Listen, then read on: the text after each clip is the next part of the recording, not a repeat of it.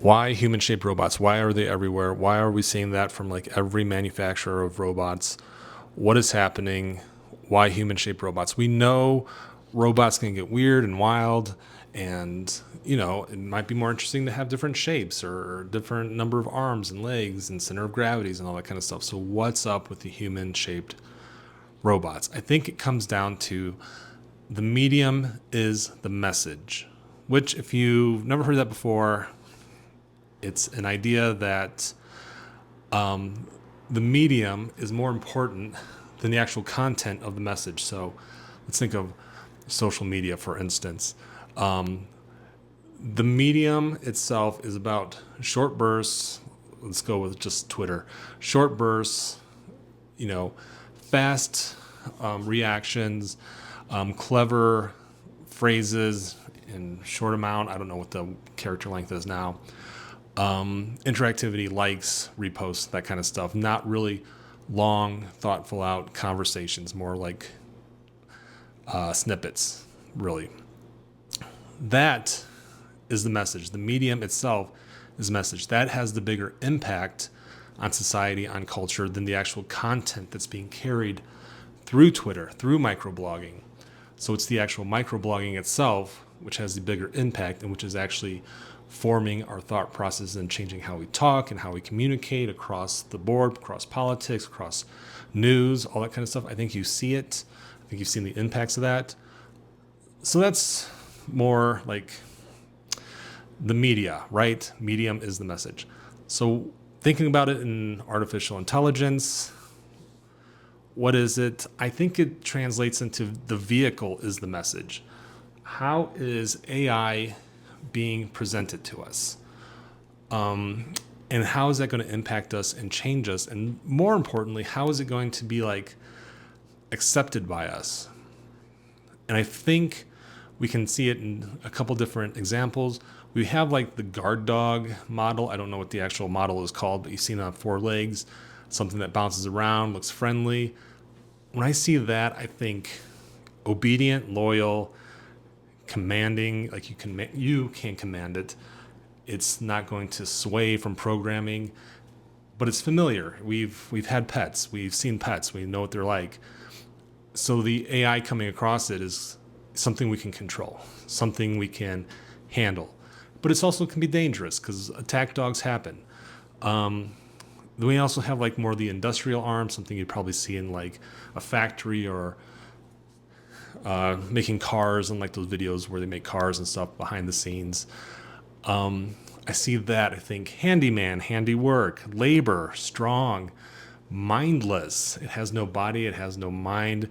It has a set of instructions and it just does the task. It's repetitive task work. It is the equivalent of the arm of a factory worker. It's just doing the work over and over again, a repetitive task. It's not doing anything else. Mostly mindless. Again, we can control it. Maybe a little dangerous. Probably the arm is in more danger than anybody else. It's probably going to get wear and tear, repetitive motion, that kind of stuff. That's the messaging I'm getting when AI is in that format. The human. So human, what do we get? We got friendly, we get companion, we get familiar, we get safe, connection. So these human robots, this human AI is being invited into our home, is being asked to come into our home. So these manufacturers, I think, are being very mindful of how they are presenting the AI, how they're presenting robotics, how they're presenting new artificial intelligence. And, you can't really give people attack dogs. That's going to really upset people. I think the arm's not really going to do much. People are going to go, what am I going to do? Just build cars all day? That's not for me. But a human becomes a companion. Yeah, they can do tasks. They can help out around the house, whatever. But it's the friendliness, it's the safeness. Our brain starts turning stuff off and saying, oh, we can trust this. Oh, the people at this percentage of wealth income are trusting it in their home. It must be safe, so we can trust it in ours. And then eventually we can trust it in our workspace. We can trust it in our classrooms. We can trust it everywhere because we've started letting it in because it's familiar, it's safe. It looks kind of like us. We have the uncanny valley going on in the back of our heads, sure. But at the end of the day, it's kind of like us. It's enough like us. So it's got to be safe, right? And so that's the vehicle that's being presented to us now. The vehicle is the message. Safety is the message. Does that mean it is safe? I don't know. There's impacts. Everyone's talking about them. Impact on society, all that kind of stuff. But that's why I think the human shape is going to be the big push for AI in the home, robotics in the home. And it's not even robotics. Robotics, yes, coming nice, cool. But it's really the AI. The robotics is the vehicle. The shape of the robotics is the vehicle. AI is just kind of the, I hate to say Trojan horse, or the Trojans in the Trojan horse, but I can't think of anything else.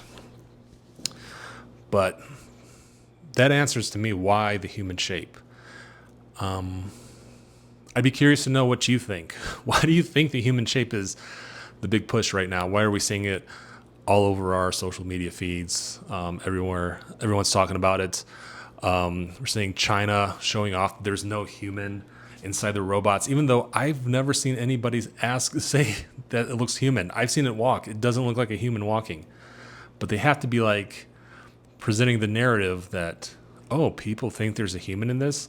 They think it's so lifelike, and then maybe we start to believe that narrative and we start to think that it is human and make that connection, even if it's very small and minute and just gets reinforced over and over again.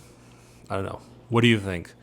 Let me know in the comments. And if you liked it, hit like, hit subscribe. We talk about AI on this channel. Thanks.